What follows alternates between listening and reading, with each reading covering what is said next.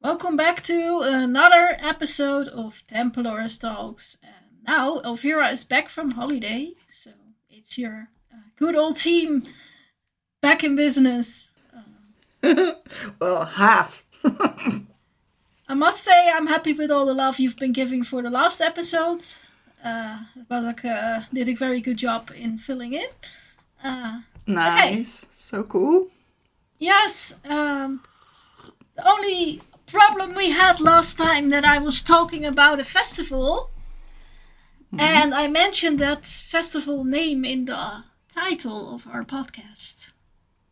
And YouTube doesn't like that because they say it's against the community standards to talk about violence. And I was like, violence? What are you talking about? What? Yeah, We didn't something do in that. America. And then I realized it was probably Alcatraz The name. that they didn't like. So I had to make some changes to say Alcatraz Festival, and then it got through.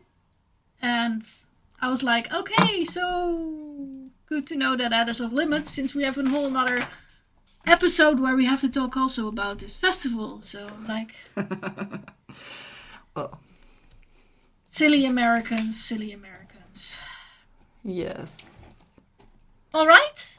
Let me start with talking a bit about this festival. Elvira also went to a festival. Some of the bands will be the same that we've seen, but Yeah, I still need to sleep. yeah, I can totally imagine that. I was exactly like that last week, you know. Yeah. I'm still not completely recovered from the Alcatraz festival, so to say. In any case, it was of course for me very last minute that I got the invite.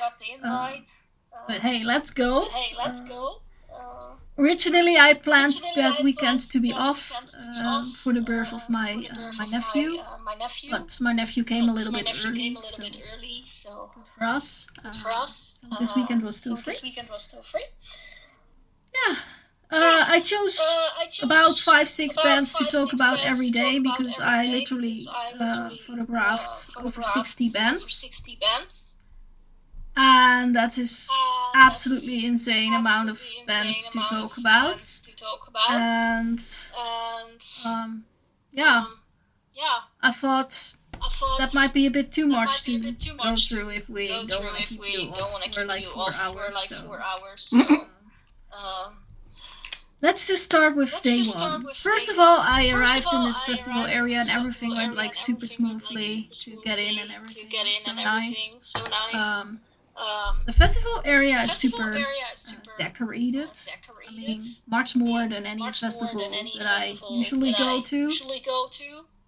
You can really see that they live with the theme. I like that. Also, you see it in the names of the stages. There are 4 stages and 1 party tent. Yeah. If you haven't been there before, I think I could recommend it for the experience itself already. It has this only one thing that I'm gonna tell everyone if you ever decide to go to Alcatraz. Yeah, the coins you have to pay for your drinks with only are available per 10, which is absolutely ridiculous in my opinion. Yes, I agree. I hope at some times that the Belgians get into a modern age as well and that we can just pay with our bank cards like most of other festivals nowadays. So, that being said, that was maybe my only point of criticism because furthermore it was absolutely great festival. Yes. Off to the I had a little lineup. peek last year. Yeah, I noticed. From the bands, I think the first one I want to mention is one that we already saw earlier in the season, and I saw them also again in my own hotel, and that is 3 Inches of Blood. Why? Because I really like their set. They stood out if you look over the day, and that's like insane because like I photographed about 20 bands the first day. yeah, I guess you could say that for some reason they still jumped out of me, even though I saw them already before. They were very eager and loved to be there, and they got the whole audience. I think the first band that played was Blaze Bailey, and to have them after that was a very good match, because you could really notice that the heavy metal fans were already on the festival. They came early, so yeah, that's really nice for the guys. Of course, I spoke with them also later in this week when they played in our headquarters doormat, basically. We chatted up a little bit, and they said, like, yeah, it was insane. This festival is amazing. We liked all the festivals that we played, but this one was far above it. Also, how everything got arranged, and they were very, very happy with that. They really liked that there were so many people seeing them, and it's like, I mean, of course, I also went to this local gig where, yeah, such a small amount of people compared to the festival show were watching them. And you see that the difference in the shows, that what I really liked is that this band is just eager to play. They don't care if it's fewer people or for a whole audience, which they of course love, but I mean, it didn't seem to matter to them whether it was a smaller venue. They just went for it all the way. Gave the same energy, the same craze, and I really can appreciate that from a band, you know, because especially if you hit all the main stages in the summer festivals and then you suddenly have to play for a much smaller audience, I can understand that it's a bit like, oh. Yeah, sort of like going from main stage to back of the set in a little bar. Yeah. In any case, I enjoyed it. I had a great time with them. They also signed a lot of prints. I decided to make a couple of prints and took them to the venue and was like, hey guys, my fans from Tempelores would like to win some pictures. Could you sign them? And they were like, yes, let's go. Can you also make some prints for us and everything? And so, yeah. That whole escalated. I have a whole set of pictures ready that somewhere in the upcoming week I will be putting away on our Instagram page. So people, if you haven't done it yet, subscribe to our Instagram and keep an eye on the stories where I'll be giving them away next week. So, okay. Really nice. That about that band. And this band did not play Dynamo, at least. So at least that's it for this about 3 Inches of Blood. They can go back to US now and work on their new material, as they said. Yes. Second band I do want to mention that I really liked playing was Cabal. Now, of course, they also played Into the Grave, and I really liked them there too. So I specifically ensured that I could see them. They were playing almost at the same time as Wednesday 13, which I interviewed recently. But I decided I'll just do quick shots, photos from Wednesday 13, and then run over to the other side to photograph Cabal, because they deserve that, right? And you could totally tell that a lot of youngsters went to see the Cabal, because they completely tore down that tent, and that's just great to see. Really feels like you're watching a new generation go completely crazy in the tent.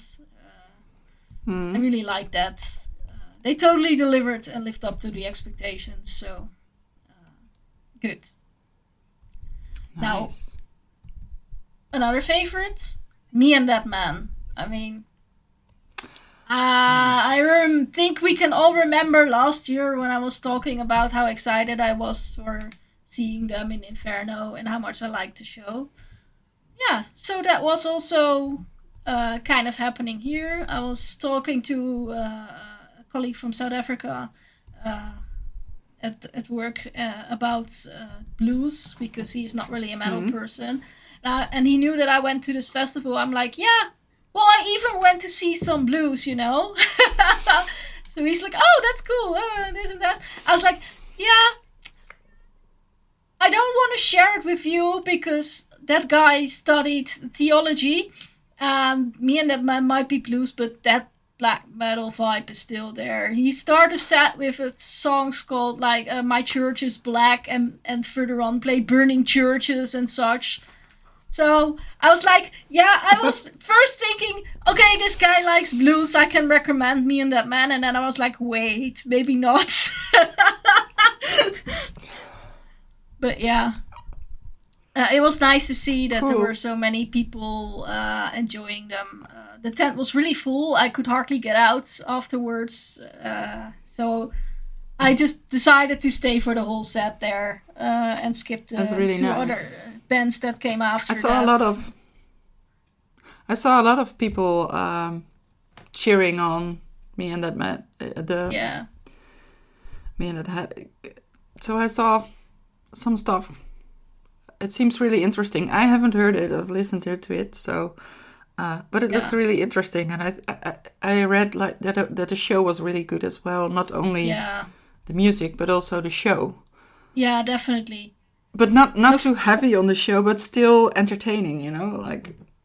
Yeah, that is. And what I like about them is you cannot really compare it to what they are normally doing. Nargal with Behemoth is completely different. The black metal is so different, but still you can totally tell the link. But it's so cool that he can express himself in such a different way with sort of similar message. So I think that's really, really cool. Now the one that surprised at least you a little bit, I think, Crystal Lake. Yes, you already mentioned that, and I was like, wait. But I liked them they played last year at Into the Grave, and I really, really liked their set there. They were really energetic, I remember that. Yeah, but they were also this year, right? And I mean, I liked their show. I didn't hate it or something, but it wasn't like catching my attention too much. You know, it was, for me, it was like average. And Crystal Lake really played an amazing, energetic set here. And maybe it was because, I don't know, I was like super close and not too many people were in the pit for them. I don't know, it just clicked, it worked. Now I know a lot of other photographers were stuck at some Italian dwarf bands at the main stage. Diggy hole. Which I conveniently skipped for Crystal Lake. Yeah, but I really liked what they were doing. They had such a joy in it. They were super energetic, and I think it is something with that Eldorado stage where all the most of these core bands were playing, that it because it's a tent, everything sort of stays in that atmosphere. It stays in there, and it sort of, even if you're in the back, it kind of comes back to you. The energy stays in an area, and if you have that outdoor stage, it just seems to just disappear in the back or something. It's just different. And yeah, it really worked well for Crystal Lake. Okay, then I go to a completely different genre again, and that's Apsu. I've seen Apsu also many years ago. Don't remember when exactly, but yeah. Music-wise, they're a bit between black, trash, doom-ish even. And they're very theatrical, so to say. You can see the singer at this huge, what is it, like pentagram kind of logo thingy on his mic stand. And yeah, his movements, his face and such, they're really, adding to the atmosphere. And then they had a really interesting light show with had a lot of red and blues in it, which usually not per se photographically the best combination the way they did it. But for them, it's kind of suited the atmosphere, and it was done in such a way that you could work with it. So that made me very happy as well. And musically, I think, they took a wide range of what they've been doing in the past years. I mean, I don't think they did an album anytime recent. I think it might be a very long time ago that I had their album. But who knows, maybe they'll come with something. I really hope so, because it was really nice to see them around again. Yeah, what did I have? Oh, yeah. I went to the smallest tent, the morgue, which is quite a challenge to get in there if you're not, like, so you basically have to queue there in advance, which is what I did, because I did want to see the next band, because I heard a lot of good things about them. And they are Zyketefolk from Hungary. I know people describe it a bit as avant-garde. I would say it has a bit of folk-ish in it. They're like with... I think officially it's one singer that's kind of doing everything as a band, but live they had another singer, 2 females as a vocalist. They had 2 guitarists, insane amount of people on that stage. And I think the combination with the 2 ladies was really brilliant. If it would be just the 2 guys, I think it would be a bit boring for me, because also they don't really sing in English. So you have like no idea what they are about, and the guys are not singing in a way that it comes across too clearly to you. Sometimes you really listen to a band and it doesn't matter if it's in another language, you kind of feel what it's about. But for them, I didn't have that until the ladies came with it. It's like, yeah, you can totally tell that they're telling old stories, and I really, really like them. And that's interesting, because this is usually not the kind of genre I would go for. So. Oh, it's more my genre, I think. Yeah, I think so. And kudos to them, so to say. Yes, I should check it out, I think. It sounds interesting. Yes, and then one more band for the Friday, and that's Ministry.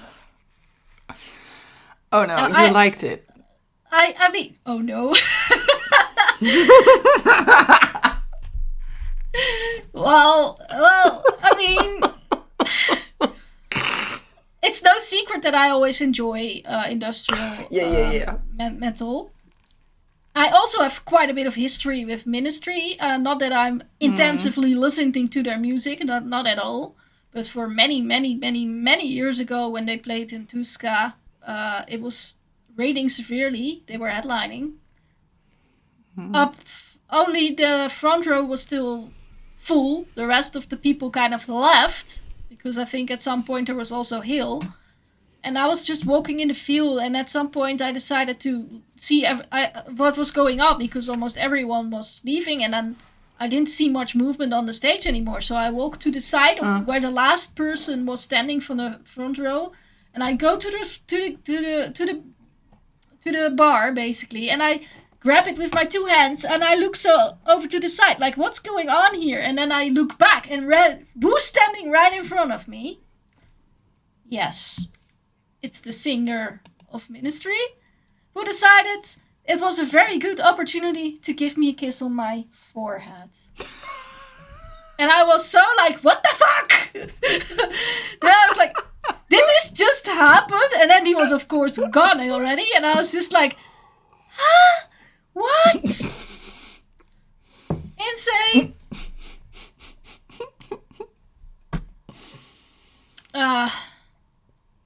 You always have the weirdest things happening indeed. To you. It was. I'm so normal weird. compared to you.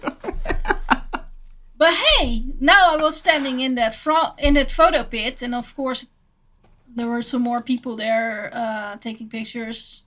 I think in the last song a lot of people already left. But hey, who do I find in front of me, grabbing my hand for a second? Yep, Mr. L. What is that guy having to do with me? I'm like, Okay, this is the second time, and it's been so long, so it's no way that he remembers that or something. But like, what the hell? In any case, I find kind of had fun with just listening to the music. It's their themes are not really mine. I like the fact that they have the guts to bring out their political stuff like that. And I think that the show started already with a statement that they didn't vote for Trump. None of the band members voted for Trump or something like that. And yeah, typical them. Typical show. It was a good show.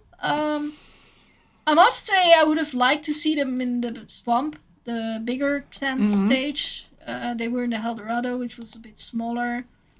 But for me, as a photographer, it was really great to have them in this tent because they're like really close to you and you could take pictures at your own level. So that was like super nice. I think that was all I need to say about day one. The full review of all the bands I've seen is of course available on the website, but we cannot talk for hours and hours and hours since we have more to talk about. So let's quickly go. We can, but I don't think anyone will listen to us if we talk for 5 hours. They were still listening to us when we did one for 2 hours, so I don't know. I mean, let's try. No. I mean, if we just record one for like 8 hours, it would fill an entire working day. So. But then we need to schedule bands to talk about. Yeah, definitely. Sorry, guys. Or talk about literally every band that we've seen in these festivals, and that would be like a lot. Yeah. But, yeah. We can do it, but... Day 2, what did I see there? Okay, of course, the Australian bands, No Obliviscaris. Progressive. Saw them too. Yeah, I mean, I've seen them, of course, when they arrived first in Europe many years ago in Tuska. And after that, several times since. I think also we together saw them a couple times.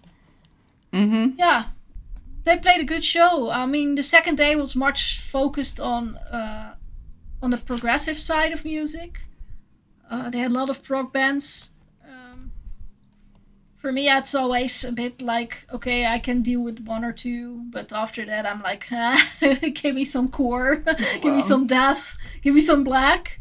But luckily, this festival is large enough, so you don't have to surround yourself with that kind of music the whole day if you don't want to. So, yeah, I liked them. Yeah. And I like the fact that they have the violin in there, so that makes also a bit of difference. Good to see them again. Yeah, I think they're working on a new album, so keep your eyes open for that. Second band that I really want to mention was playing a bit later, and they're called Nail Bomb. Nail Bomb, yeah.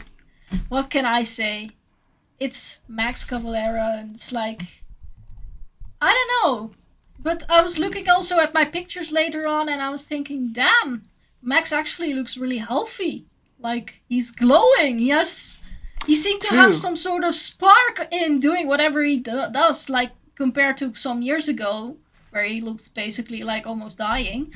So, I don't know. It seems like whatever he has been doing in life took him for a better work. And that also resonates in the music, you know. You could see he was really enjoying it and going crazy with it. And I think also when I saw Soulfly earlier this year, I kind of recognized that he's having so much joy in being on the stage again.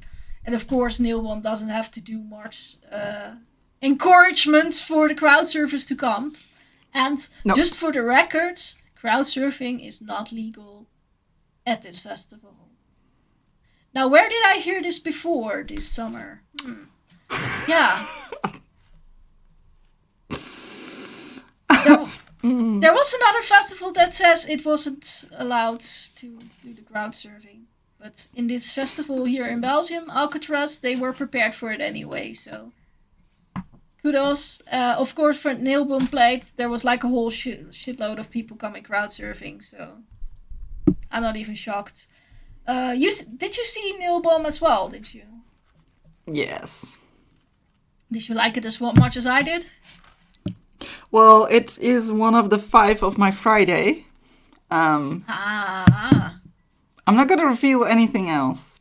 Okay. Oh, then I'm curious how you like it.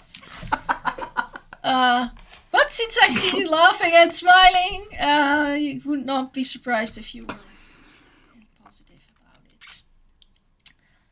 And of course, the industrial vibe always helps me with it, of course. Well, the next band I do want to talk about is called Caliban.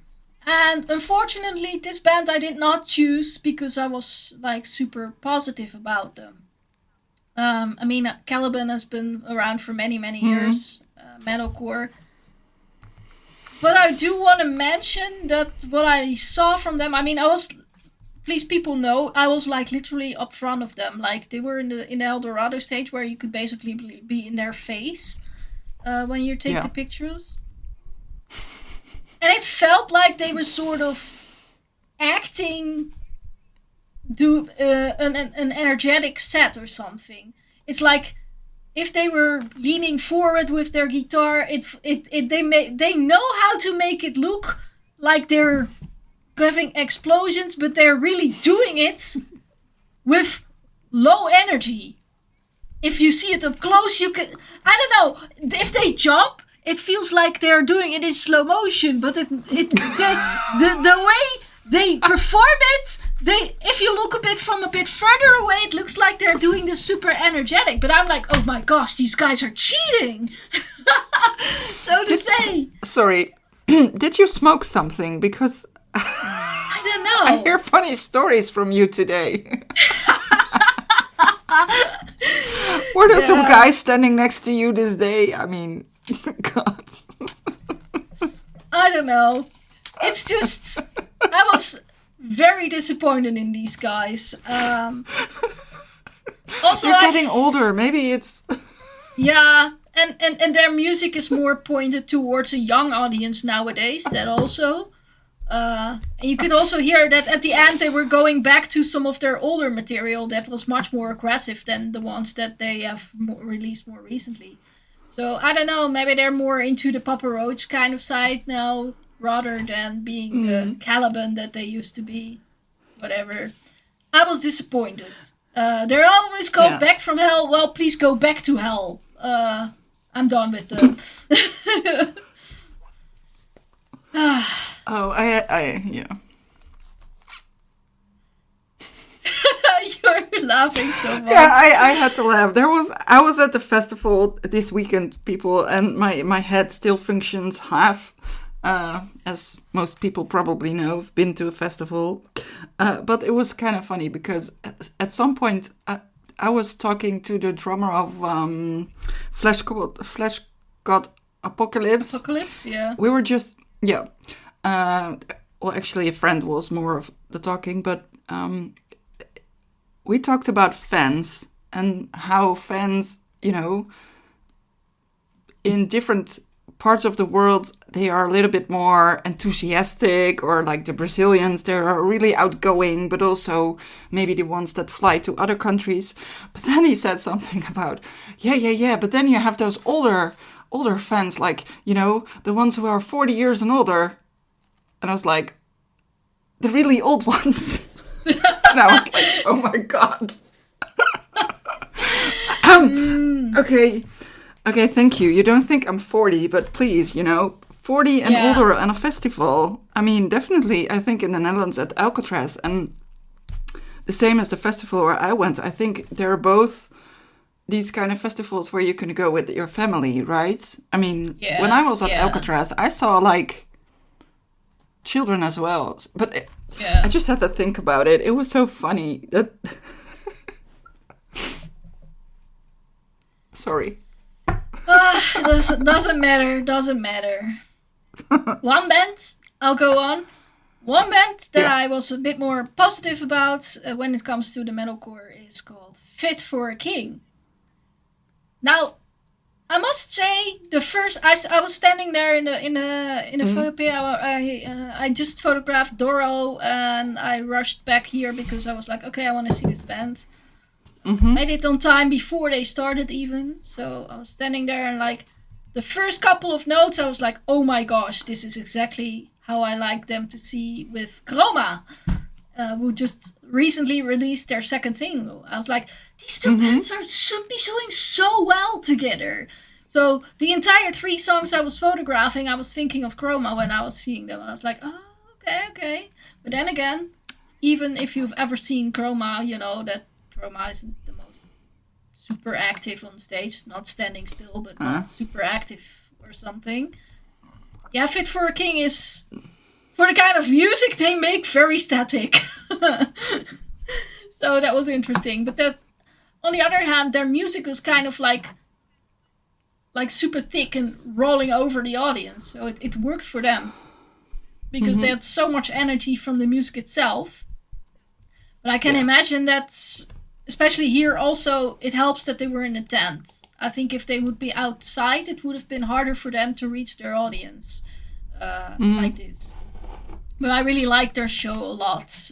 And I also messaged the guys from Chroma to congratulate them on their single. And I said, yo, guys, I was photographing Fit for a King. You should totally go on tour with them. You should tour together.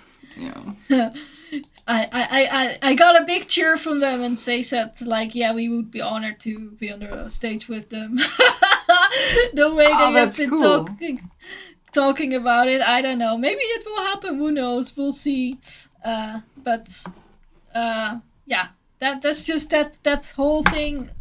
I just think they would be the best match ever. Right. Oh. And one more band that I picked for the Saturday to talk about, and that's Leprous. They played at the same time as Avatar, and I was like, yeah, I can go and see Avatar, or I can go and see Leprous. I'll go for Leprous, because Avatar has never really super been my thing. No. And Leprous was, because I got to know them for... They were already playing in Tuska when Tuska was still in the city center. And I saw them there. They were playing at the same day as Izan, because they were also the support for Izan, supporting band not like support band, but the band that support Izan when he was playing his solo album at that point. That's how I got to know them. Like they were kind of the band surrounding Izan, and they also had their own set there. And I remember being in that tent of Tuska, and then this guy with the dreads and his keyboard, and he was banging so hard that I think, oh my god, this guy is going to use his head to break the keyboard. Like, he's going crazy, he's flying everywhere. Yeah, that was Leprous. Okay. I liked it a lot, and through the years I've seen them many times. I remember it was Leprous was the band that I was seeing for the first band when I heard my mom was getting her liver transplantation. So they were there. For some reason they always show up at some point in live events. I must say, I think I also saw Einar, the guy I was just talking about with the dreads, who are currently long gone. He doesn't have that for many years anymore. He also played some of this music on a piano, and I was like, whoa, okay. You could totally hear the way he can use his voice is insane. He has so much control on where he wants it to be, and he's using that extremely to go from one side to the other side of the spectrum. Insane. Yeah. But at that point I was like, okay, now it becomes too much of a trick, and so yeah. For a full set. Yeah, I got a bit tired of that, and then I got them to see them here when they were doing the more energetic set again. Einar doesn't really have his keyboards up front anymore like he used to have. There's a keyboard player, and he has a second keyboard playing there where he sometimes goes to play there. Furthermore, he's more like being a singer on the front of the stage. And the rest of the musicians not taking too much spotlight, but they're there for the music.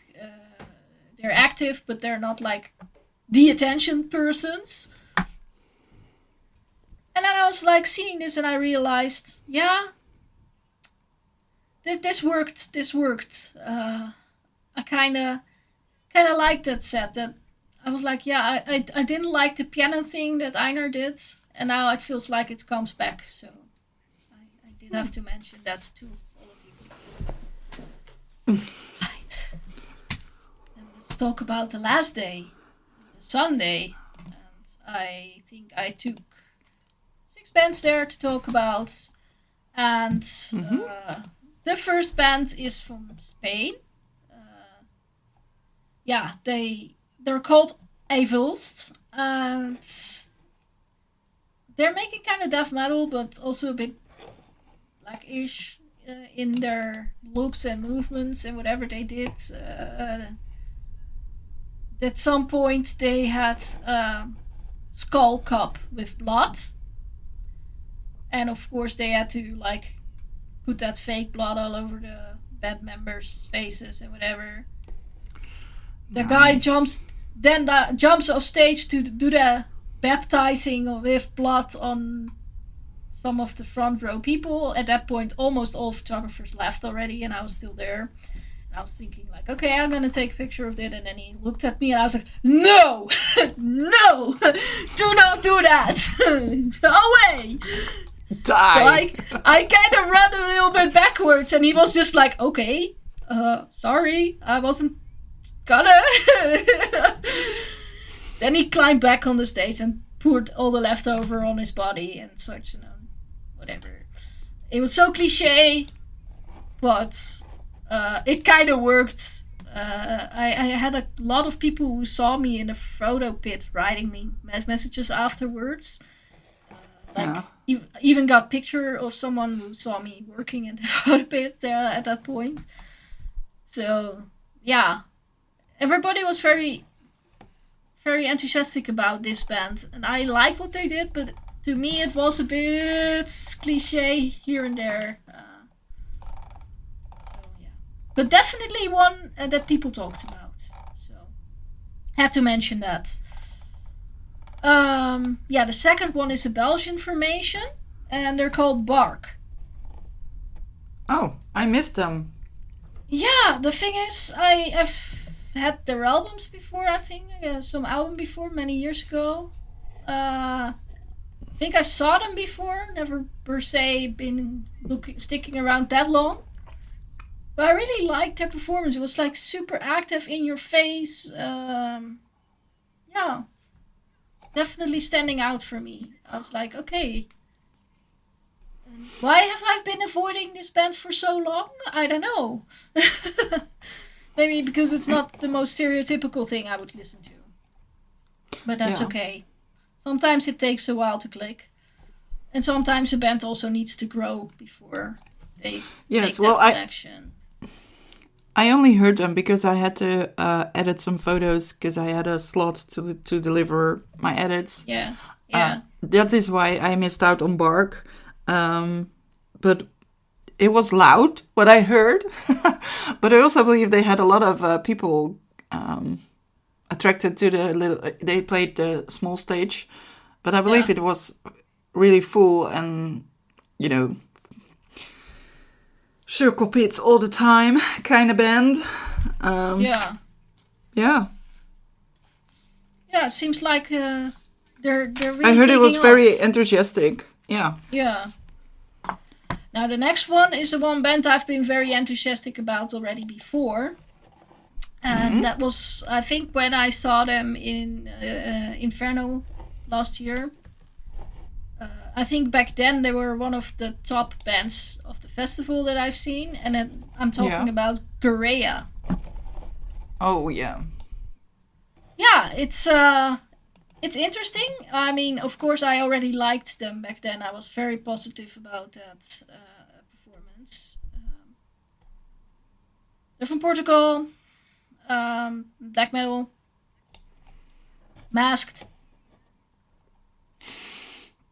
And I think they grew a lot. Like, not per se. Yeah, the music is there. It's exactly what I heard last time. It works. It's well composed. It's well thought. It's full of rage. It works in your face. But performance-wise, wow, this band really brought the whole stage. They used everything on the stage. They had a huge backdrop. They had lights. They had the symbols, the whatever, the decorations they have. Everything worked with what they are doing, their team. And I think also it helped for them in the tent. Of course, the darkness. It suits their team. Yeah. But yeah, I think this was definitely, I think maybe one of the better performances of not only the day, but the whole festival. Oh. So. Wow. Yeah, thumbs up for Korea. I took way too much pictures of them. Yeah, that happens. Sometimes. But then again, compared to what I hear other photographers do, I'm still very okay. So you took 200 pictures? Maybe something like that. And that's quite a lot for me. But then know. again, I heard on, for example, South of Heaven, one of our colleague photographers say that for the Hailu show she took 1,500 pictures. And that's just 3 songs, people. 3 songs, 1,500 pictures. And I remember there was one band... But aren't those shooting like on burst? Like when you press, you take 3 or 6 photos. Yeah, I think it's burst mode, indeed. Because otherwise, how do you get 1,500 pictures? Well, the funny thing was, there was one band, one of the headliners of the day, Machine Head, they had a lot of fireworks and everything and whatever they had put up. And they were like, oh, so you can only photograph one song, the first song. Luckily, that song was 6 minutes, whatever, so still quite good. But there was we were joking with the photographers, and one guy was like, oh, can I take 500 pictures with one song? And I was like, yes, that's called video. That kind of set everyone off laughing quite loudly. So, yeah. But then I thought back of this 1,500 pictures of this one band, and I was just thinking, like, yeah. Holy shit, if you have no life in other than editing pictures... It's an art! It's art! It's not a fucking lottery! If I press the button for the whole set, then maybe something good will come out of it. Yeah. Sort of like that. No. In any case, that was that. Kind of going off topic now, but yeah. I went back to this lovely little tent where Alcardil was playing in the morgue. Yeah, so I left the previous bands that I saw, Prong, a little bit early to queue on time. I wanted to be in the front row because I know they're super active. Yeah, it got a little bit wild with Alcardil. I mean, yeah, the vocalist kind of came up that close that he almost kicked people in the front row, like me and my neighbors. But I saw him coming on time, so I was backing off on time. Yep. Not everybody noticed on time. Immense mosh pit behind us. Yeah, at some points, even the guys who's standing behind me, like protecting me, I have no idea who you are, but thank you. He couldn't even hold it anymore, and I have kind of battle wound on my arm now from that, because my arm scratched against the one of the speakers. Ouch. Yeah, it was that, but that was at that point I was just like, oh, whatever. I managed to do my pictures, and then I got myself out of there, and I told the other photographers, like, do not stay, like, come on, this is crazy. I did 3 songs and then out. Like, no. It was that wild that I thought, like, no, we're going to take care of ourselves now. And I was the youngest person photographing this band. The other guys who were photographing around me, they were maybe double my age. Oh, not that. That's too mean. But significantly older than me. So I said to them, like, do not stay here. Come on, this is not healthy for anyone. It's dangerous. People go crazy here. Have zero control. Let's move. So we got out of there and looked a little bit from the back. But hey, I love this music. It's insane. It's crazy. So kudos for them. It was an actual brilliant set. But it was a bit dangerous to see in the front. People went totally wild for them. So Yeah. And I haven't seen them for many years. So for me, it was nice to have seen them again after many years. So. Okay, then maybe if you heard a little bit of the bands I mentioned before, you're probably not going to be too surprised about me mentioning Static X. Industrial. I liked their show. It was interesting. What they do, they was a bit like, I think for the show at Dynamo, it was probably a bit more interesting than in the tent where their little doll was a bit too large for doing what it's supposed to be doing. Like I said, I liked the show and everything they did with it. Mm-hmm. Music wise, I found it a bit, I don't know. Mainstream, just static, yeah. Oh, that's too much of a word joke. Sorry. Yeah. No. But I fully agree. Yeah, it's I would say boring, but that's maybe not the word. It's just simplistic. Well, it wasn't. Also, it's also not correct, but it's not too wild, so to say. No, it's kind of good. It's kind of entertaining. It's kind of, but it's all the sort of same. There is no. It starts and it ends at the end of the set. Yeah. And the thing. It's a show. It's not. It's not a concert where you see the musicians play. It's a show. Yeah, it is. Although I think I think, was it the guitarist or the bass player? He's kind of walking around and quite playing, but the singer is, he's wearing the masky hair thing with his eyes red, and that's you don't see his face. It's just it's what you see is what you get, and this kind of with the music. What you hear is it. There is nothing. There is no higher. There is no lower. It's just static. Yeah, static. Yeah. Static X is static. Wow. Yeah. In any case, it was nice to have seen them now again. I might have hoped for a little bit more, but show-wise not, but music-wise, that. Okay, one more band to mention for Alcatraz before I give the word to Elvira, and that is Emperor. Now, probably... What a surprise.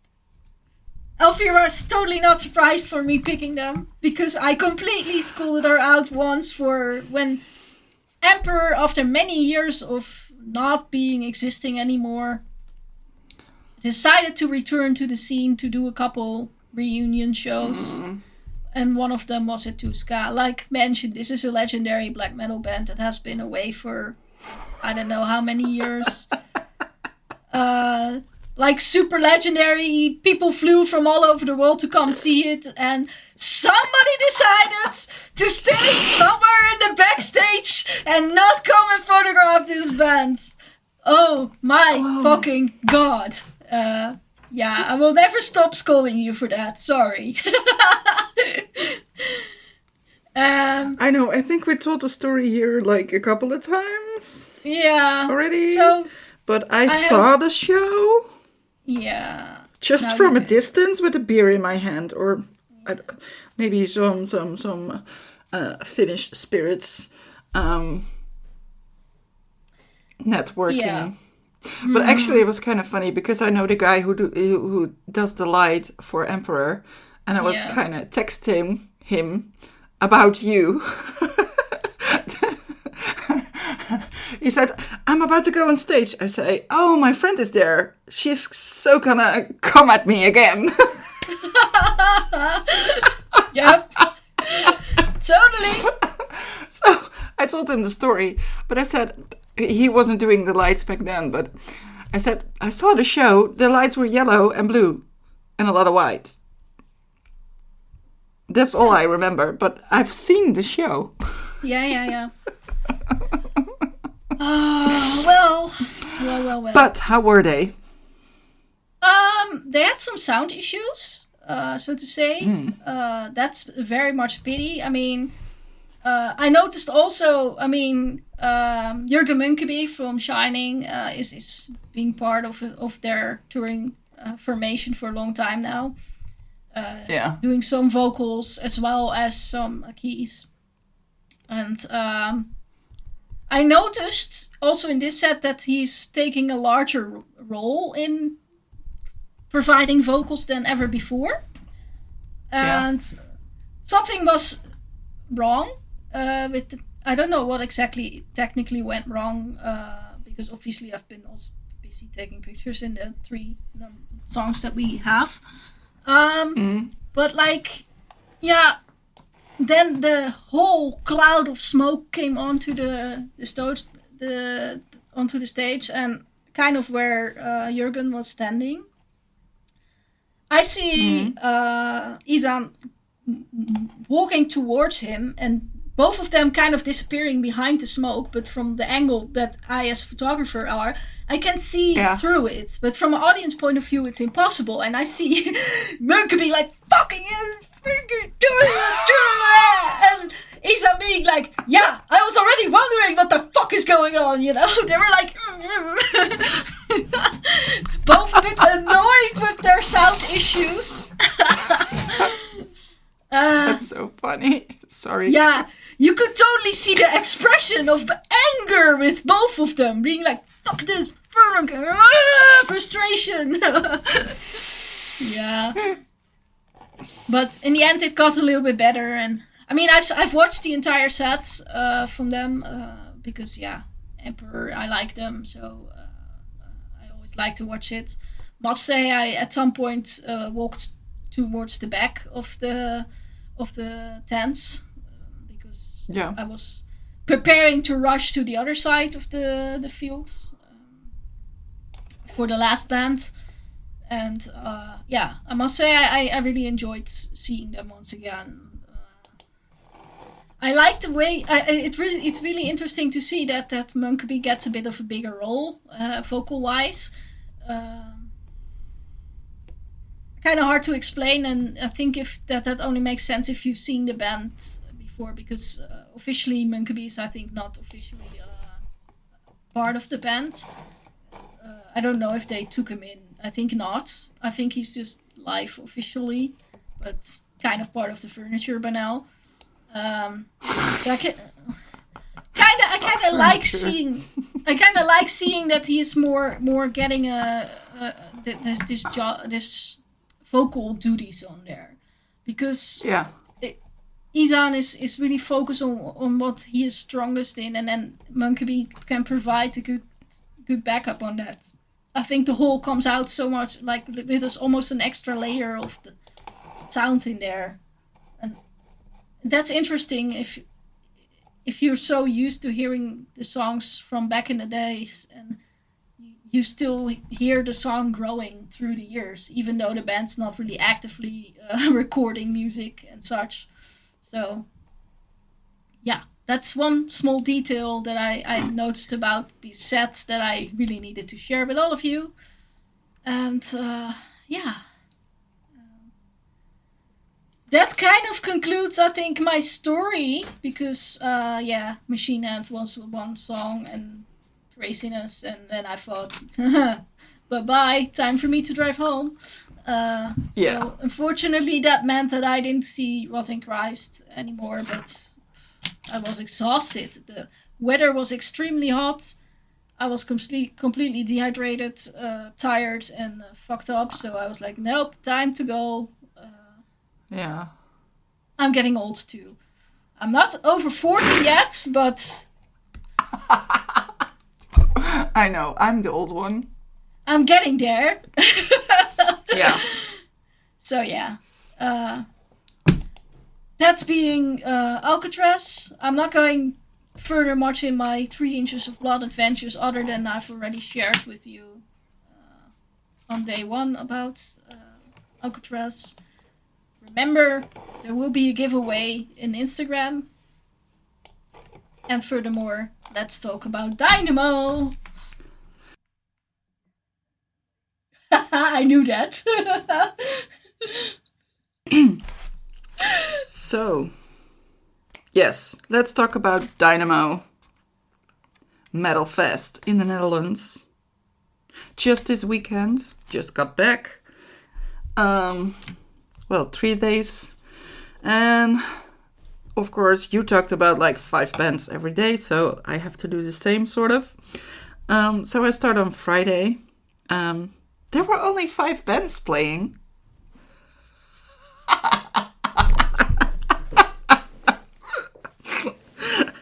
And Neil Bomb played there. But yeah, if I have to, well,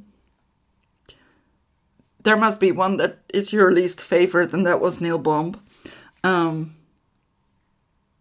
Not that they were bad or anything, but just, someone has to be the bottom one.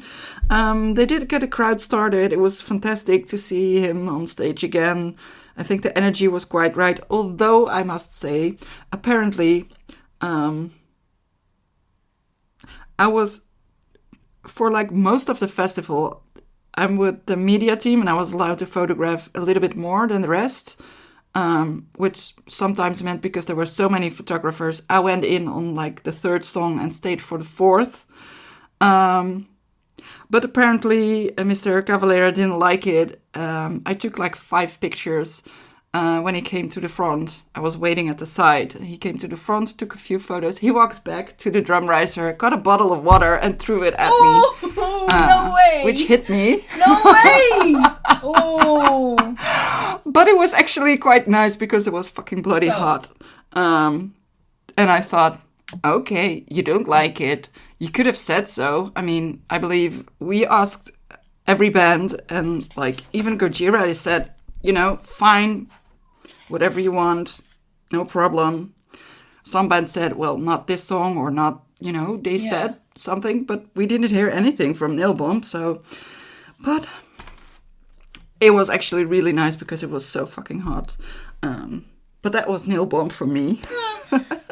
Not because of the water bottle, but just because someone had to be the bottom one. Yeah. I also heard that half of their fans were still queuing outside.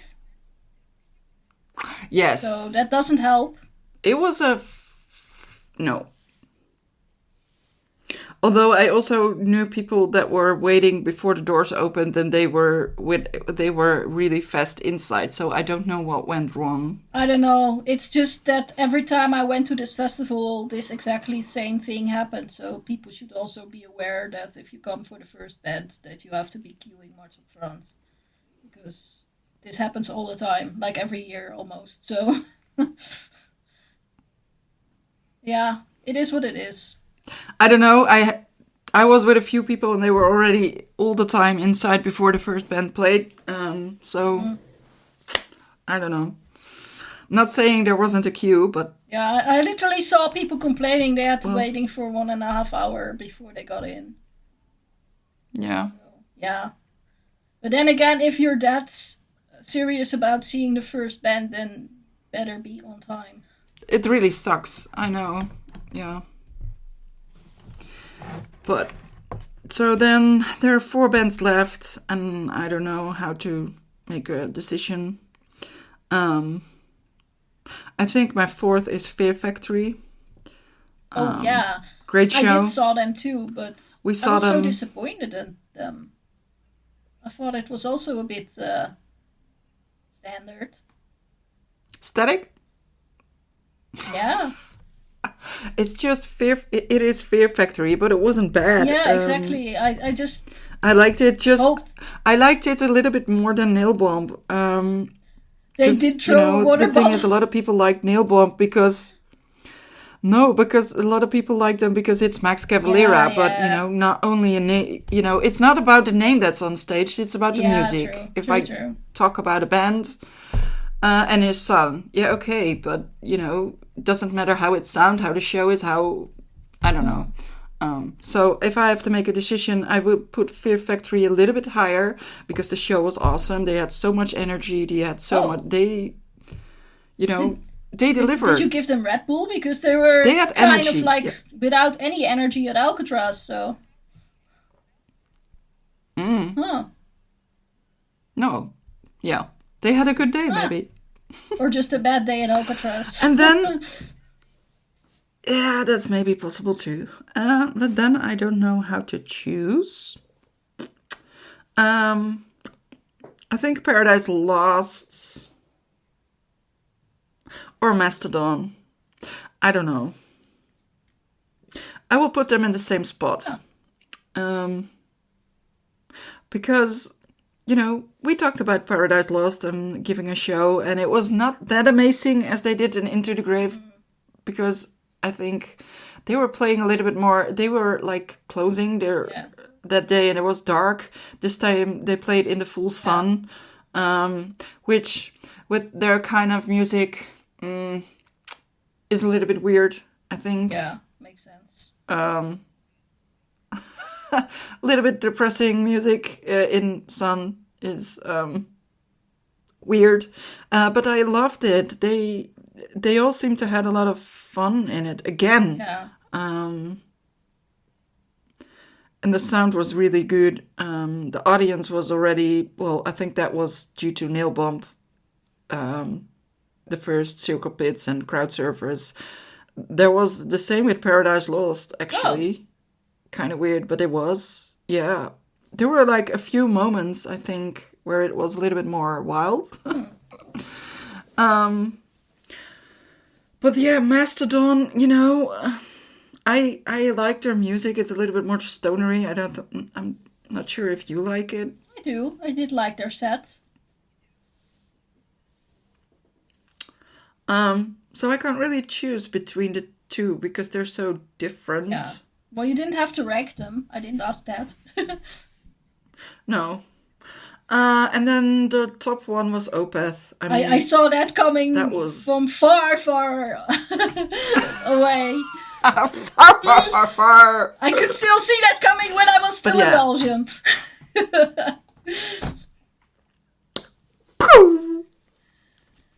Yeah, well, they were good. He was chatty and fun, and I think he was saying something about the Dutch bicycles and stuff like that. Like, we arrived and we see so many bikes and everybody comes here on their bike. Which is actually true, I don't know. It was just fun. It was a good vibe in the audience. I loved it. Yeah. Good. There was a lot of death metal songs actually in the set. And I think they Opeth is one of the... I haven't seen them this year, but other times when I saw them, I think they kind of choose what songs they play looking at the list of bands that play the same day as them. I think so. If there are a lot of death metal bands, they pick a few more towards that. Yeah, I definitely think they stuff in their music, and I then definitely think that they look at the kind of festival they are to the site also. Yeah, and I like that. That's good. That's how it should be. It's still them, and it's still, Opeth, and you still get the fan favorites, and you still got their favorites, but they make it fit, and I think that's really nice. And they had I think they were fantastic. So, Saturday, let's continue. We had 1, 2, 3, 4, 5, 6, 7, 8, 9, 10, 11, 12, 13, 14 bands. So, let's see. Static X, we talked about it. Ministry, I didn't like. I don't know. I think I have to say something about Charlotte Wessels for our fans listening. She actually surprised me. Yeah, she does a good set with this solo effort. Like I said, also on the Tuska. But no, because last year I saw her too with the what's the thing called, Charlotte Wessels and the confession, the whatever. She's touring with a name. Yeah. I saw them last year, but she didn't hit all the notes. It was a little bit off key-ish, and this time she kind of almost blew me away.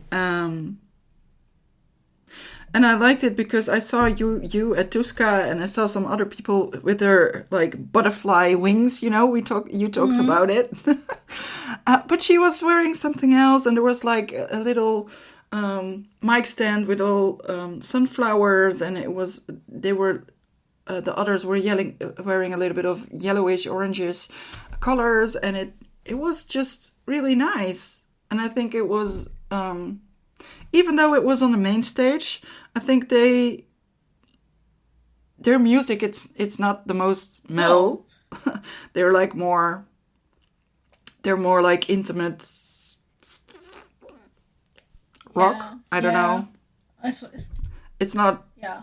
I wonder how did the audience respond to that though? Because I remember years ago when Anneke van Giesbergen was playing with Vuur, like people were really protesting against her. No, I think. Well, maybe it wasn't. There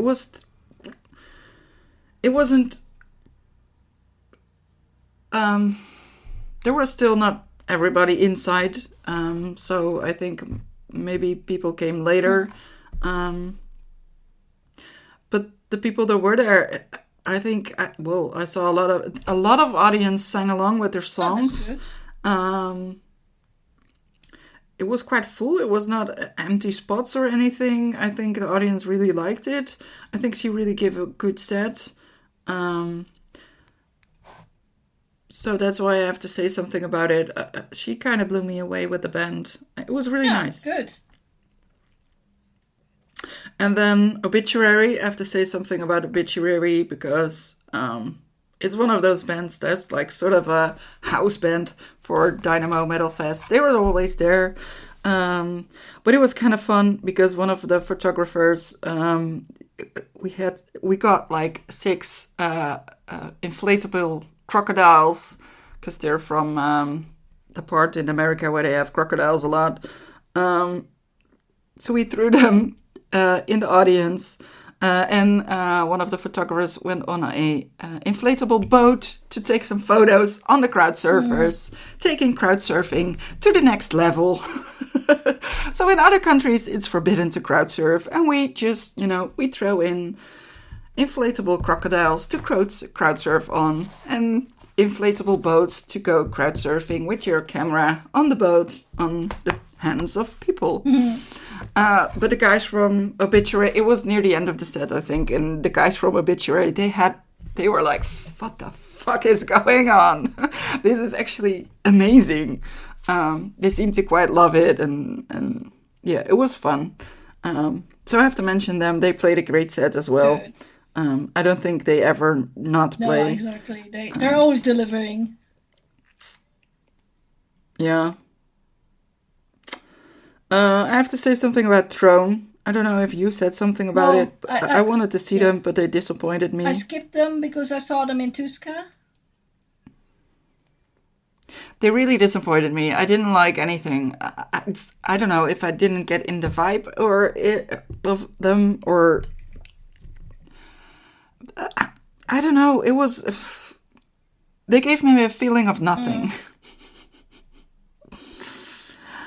But then Creator came.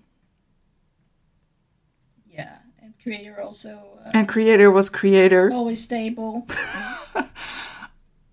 Yeah, it was a lot of fun. I think they all had, I don't know, they all seemed to, I saw them like the end of last year with an amazing show indoor. Now they were on a little bit, it wasn't dark yet, it was around 8 till 9:30-ish in the evening, so it was getting a little bit darker-ish. But they seemed to have a lot of fun. I mean, they were even, they're a bit, I think they're not shy of posing for photographers, but they seem to have a lot of good time and posing, like pulling faces and I don't know what it was, but they seemed to decided to have a really good time. Or they smoked something, I don't know, because they were in the Netherlands. But yeah, it was amazing. The energy was there, the audience was wild. So many flying people, crowd surfing. Yeah.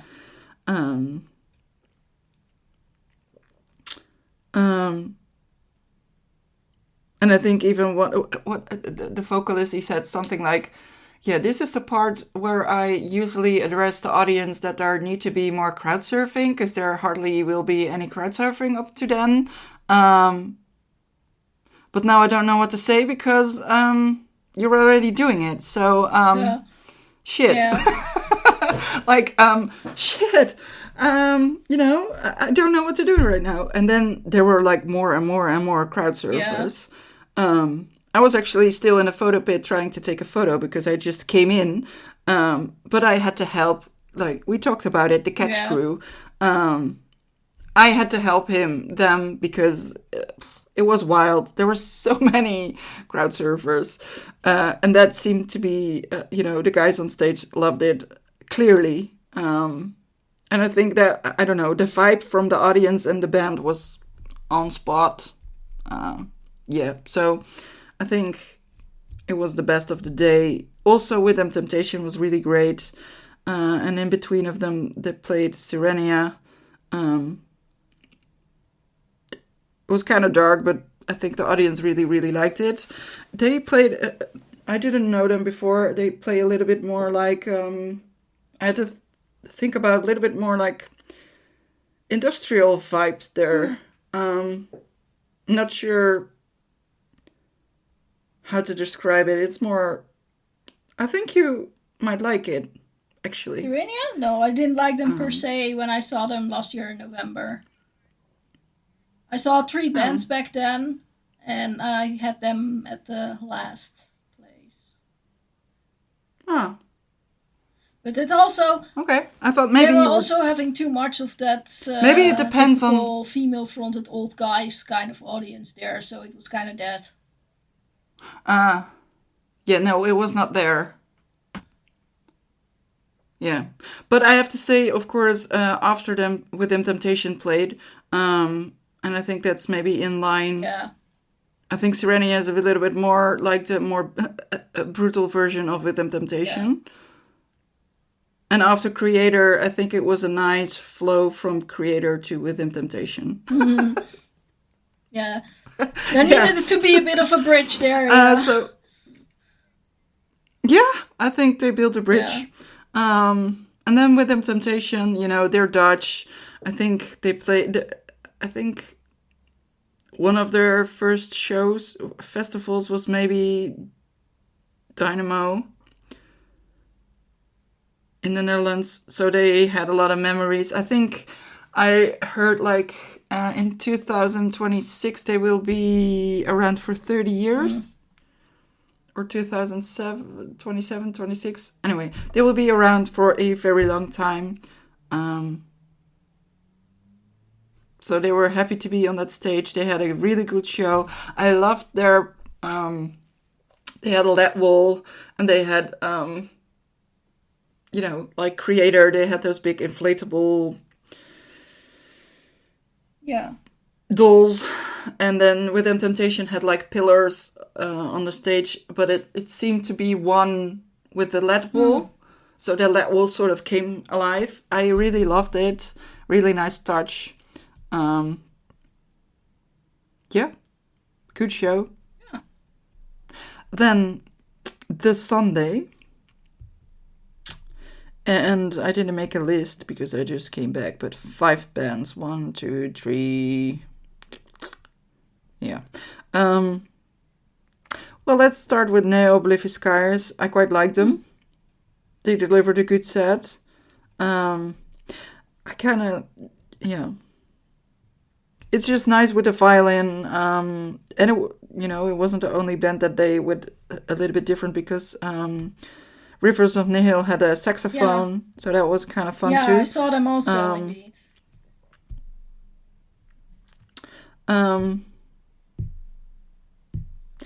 I have to say something about Coffin Feeder because I just like them. You don't really like them. I do kind of like them. The audience went wild. I like them a lot better actually than I Prevail and Kublai Khan. But that's me. And I have to say something about Maviza or Mawiza or how you pronounce it. And I had the Google page up because otherwise I'm going to say the wrong thing. But they're a band from Waumapu, the ancestral territory of the Mapuche nation in South America. And they were fun. Huh. They are a little bit more like black metal meets a little bit of folky traditional singing, but it's kind of groovy as well. I don't know. I kind of liked it. Okay. Never heard about them before, but that's the thing with I think that's also the thing I think they try to do with the second stage. They try to put some new upcoming or more unknown bands that are still working or existing for a long time, but a little bit more underground. So I love that. They were a surprise to me that day. And on the other hand, we discovered the band Dimitri a couple years ago in Into the Grave. They were fun. They were those sort of Slipknot dressed up people, but then they were singing in their own language, and I think it's Czech. They're from the Czech Republic, I think. Now they split it because in their country they're really big or something, and now for the European market they changed it. They sing in English, and they sort of turned into sort of like ABBA. Oh. I saw they were recently signed by and I think I actually also have their album. It's not bad, but it was I don't know, the what made them fun was maybe the mix with their own language, and now in English it sounded meh. Huh. Like so mainstream American. Oh, that's a pity. Like mainstream metal, like I don't know. They had this thing going for them. That was a pity. So yeah. So I discovered Mawiza and Dimitri downgraded themselves, which I absolutely loved. Well, we had Kerry King. Didn't absolutely love that one. Really? Because I think I prefer, and people gonna hate me for this, but I prefer Death Angel over Kerry King. Totally, yeah. Totally. And there's someone on the stage with a name, but he's just standing there and playing his guitar. Yep. Same as in Alcatraz. Yeah. And then the bass player is fun to the bass player is fun to watch because his and to photograph because his dreads are flying around in the air. But it's just that. I don't know. Of course, everybody, the audience went wild because they know all the songs, but I don't know. It wasn't special or anything to me. Which I do absolutely loved is Cataclysm. Oh yeah, liked them. They had a good set. They were awesome. But I listened to to them a lot last months. So I really love to see them this day. I think they were my favorite of the day. But the main closer of the festival was the absolute best. I can't say it any otherwise. Gojira. But they have always been good and always have amazing light shows. So yes, I knew you would like that. Yes. Well, we saw them before at Into the Grave. It's incredible to believe that they played like the market square of or how do you call it, at Into the Grave at some point. And I saw them somewhere else as well. But this time, if you don't like Gojira, you're still gonna be blown away by the show. They had a ramp on the stage. The light show is so on spot. The sound was amazing. And even if you don't know any of the songs, you get the vibe, you get the energy, you get, I don't know, there's enough recognizable in the music to, just have a good time and nod your head and feel it in a way. They were awesome. The audience went wild. They had an absolutely amazing show. And I was allowed to photograph the whole set.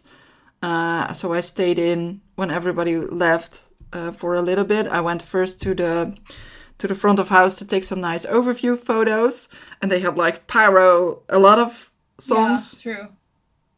So that was super awesome. And then at one song I went back in, and it was way more empty because I could walk around a little bit. Still a lot of crowd surfers, but it was so fun. I actually turned around and watched the audience. It was so fun to see everyone going nuts, having a good time. Like there were kids crowd surfing all the time, which I think the band liked as well. And they also kind of said something like, the Netherlands does have a little special place because it was the first festival we played outside of France. Okay, that was probably Fort Rock then. I think we saw them also in Fort Rock. Yeah, I think too, but I can't remember when it was. I can look it up, but yeah. But anyway, they said that was the Netherlands, and they said, well, they had the signs up for Eindhoven de Gekste. I think they will do this at every country with something from the country. Yeah. But I think that's so fun for the audience to see and for them to make an effort to, where are we playing? Taking that in consideration to, get the vibe with the audience right. And I had to leave because I had to deliver my photos before the end of the set. So I missed the ending. Sad. But it was an awesome show from what I've seen. And I think it was an amazing closer of this 10th anniversary festival. I think like Gojira and Obituary and With Them Temptation. And I think they were all returning bands to this festival. Yeah. So that made it really, really fun. It was a really good edition of this festival. The stage was also way better and less high. So I think everybody had a good time. And I have my throat aches intensely. And now at least it was good enough for half an hour of you talking about Dynamo purely. Yes. People, you guys, you gotta give a thumbs up for that. Half an hour. Yeah. Wow. And you thought, I don't have to do. I can do it. Yeah, of course you could. I can do this. Yeah. High five. Well, I still don't get like talking for you like 1.5 hours about Tuska. Yeah. But I mean, I probably wouldn't do that again. But Well, if I let you, probably. that's why I said like today for like try to stick with 5 or 6 bands per day, because otherwise we gonna last for hours, and that's just too crazy. But it's kind of fun to notice that, you know, you loved a couple of bands that I didn't really like. But that's also because we're not the same person, and you know, No. that's just perfect. But it's also with the people that go to festivals, you know. I know there are a lot of times when I'm looking forward to the announcing of the new names. And, you know, I think I saw Alcatraz posting some new bands for next year, and some other festivals already. Interesting things, I think. Looking forward to what will be announced in the Netherlands for metal bands. Yeah. South of Heaven already. But there's always going to be complaining. Names. Septic Flesh. Yeah, definitely one I'm looking forward to. Me too. But there is always going to be people hating on certain bands that. But there are going to be other people that will love that band and they dislike the band you love. So, you know, that's a festival. And I love it. And I love that, you know, a festival like Dynamo, they are quite diverse. Yeah, true.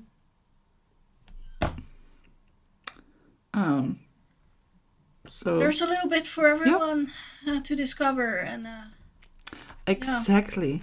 But then I think and I think we're slowly for this summer we're kind of done with festivals. At least I am. I have like 0 energy left for big festivals. I have one. I'm just coming up. I have Roosendaal Open Air coming up. Oh, yeah. And it's kind of fun because Mental Cruelty is playing there, and Magna Cult. Oh, Magna Cult is Dutch nice, band. yeah. Yeah, it's been a long time. Yeah, indeed. So I'm looking forward to that one. That will be the end of the month. I think it's going to be the 30th of August. Yeah. And then we slowly slide into the club season again. Yeah. Yeah, and then I have a festival there too, Into the Void. Oh, yeah. I have quite a few things lined up for September. So, yeah, I'll be, especially on the second half of September. I think I had one period of time that I had something like 6 or 7 days in a row with concerts that I might want to go to. So I'm like, yes, I might have to cut back. I know, I know, I had the same problem. I think it was like the end, like the second half of September, and then the whole of October. Yeah. There's all these bands playing on the same dates, and I was even like, am I gonna see this band in Antwerp or gonna see it in the Netherlands? But in the Netherlands there's something else on the same day, so maybe I should go to Antwerp. But then there is also this other band in the Netherlands. So how? Yeah, I know. There's so much going and on. I might. I think it's a really good club season start. But everybody seems to be on the road. Yeah, indeed. And I might actually have... but we will talk about that. I might actually have to do a little bit of tripping outside of the Netherlands again. So. I'll be so busy. So. But I think we talked enough. Yeah, indeed. Today. I think for next one I might have a Willemijn Café at least to talk about. For the rest... Maybe we have a new album to discuss? Yes, I will look at the whatever was that you sent me that you wanted to review or so. And I'm not sure if it's out by then, but anyway, we can have a look. Yeah, we can have a look. And or find something else. I think for September there's plenty to choose from. So if we're bored, we pick 2. Yes. We don't care. We now know we can talk for long podcasts, so we'll see.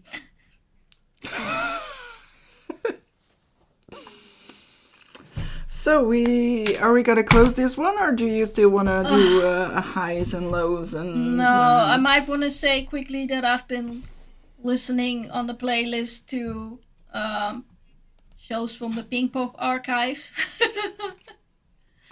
Yes, you talked about it already. Yeah, I did, but today I was listening to Manic Street Preachers, the Pink Pop concert in 2001.